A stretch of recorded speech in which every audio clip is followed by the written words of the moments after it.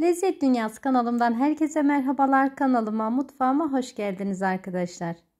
Evet sevgili arkadaşlarım, bugün sizinle harika bir gözleme tarifi paylaştım. Gerçekten yapılışı çok pratik, çok lezzetli bir tarif.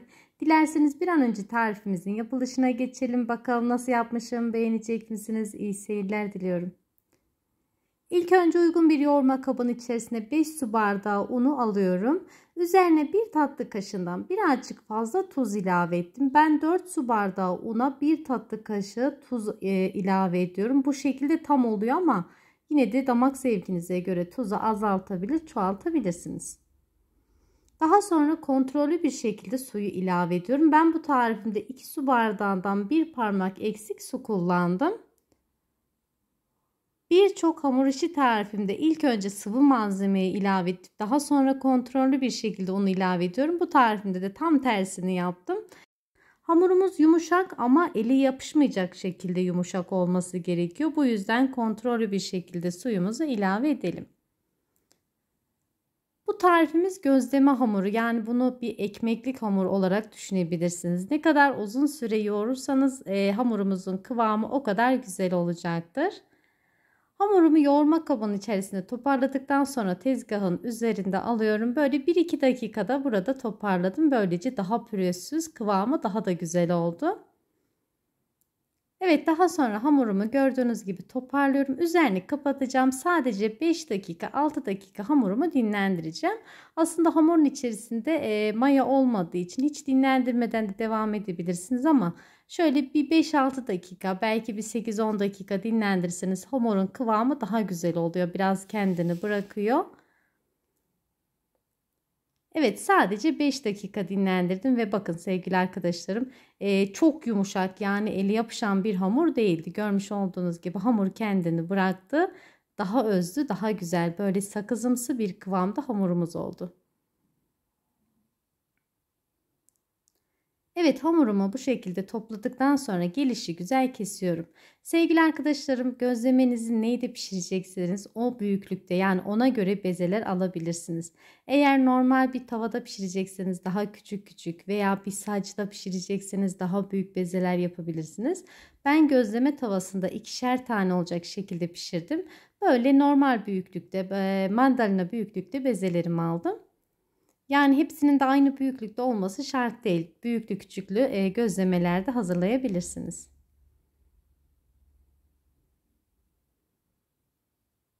Bütün hamurlarımı beze aldıktan sonra tepsimin içerisine alıyorum. Havalar çok sıcak. Hamur bekledikçe, beze bekledikçe kendini bırakacağı için tepsinin içerisine de birazcık un serpiyorum. Daha sonra bezelerin üzerini kapattım ve bir 10-15 dakika kadar dinlendirmeye bıraktım. Böylece hamurumuz çok daha güzel bir şekilde kıvamını bulacak ve bezeleri açmak çok daha kolay olacak.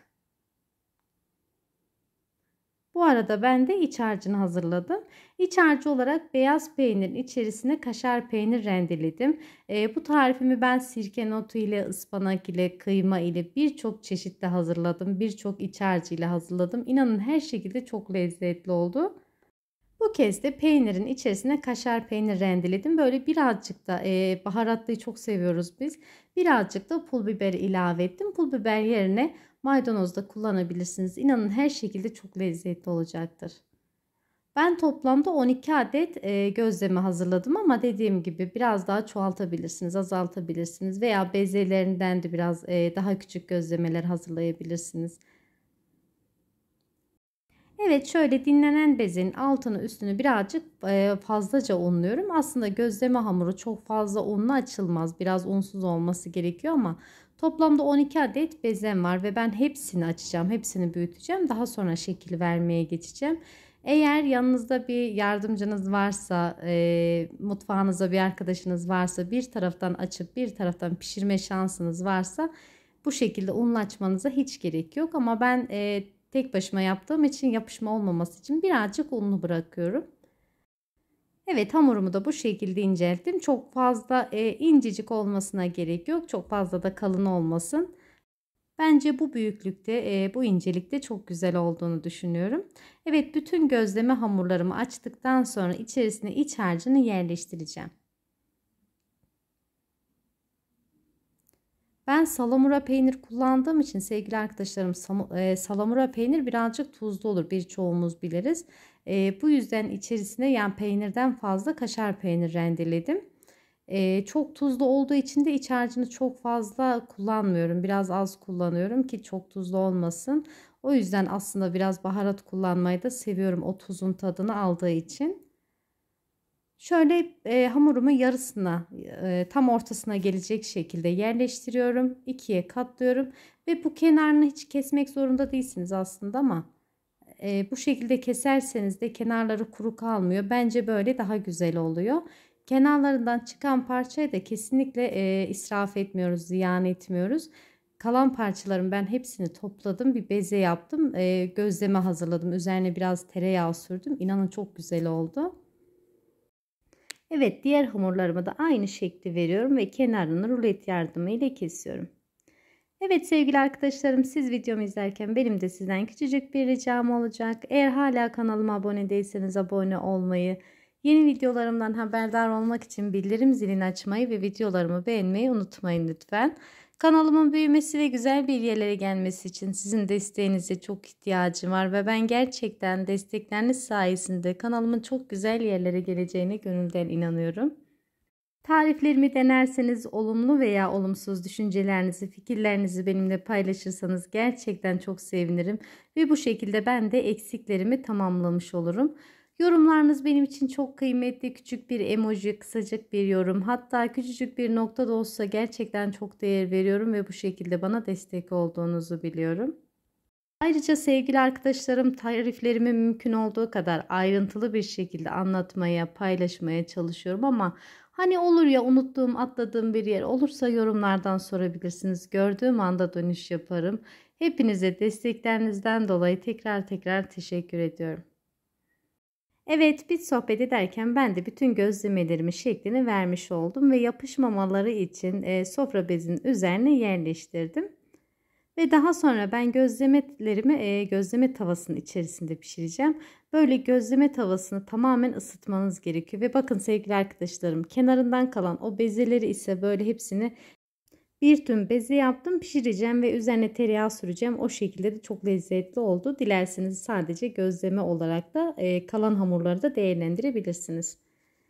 Ve gözleme tavam böyle tamamen ısınması gerekiyor. Eğer az ısıtırsanız gözlemelerin yüzeyi böyle güzel olmaz, kuru kalır. Orta ateşte pişirmeye özen gösterelim. Peynirli, kaşar peynirli gözlemelerin yüzeyi böyle çok fazla kızarmaz. Birazcık beyaz kalır diğer gözlemelerle kıyasladığımız zaman.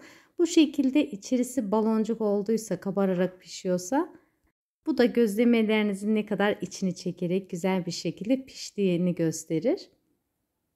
Sadece bir kez çevireceğiz diye bir kural yok. Birkaç kez ara ara çevirelim. Gözlemeleri hatta böyle kendi etrafında da çevirirsek her tarafı daha eşit bir şekilde pişer.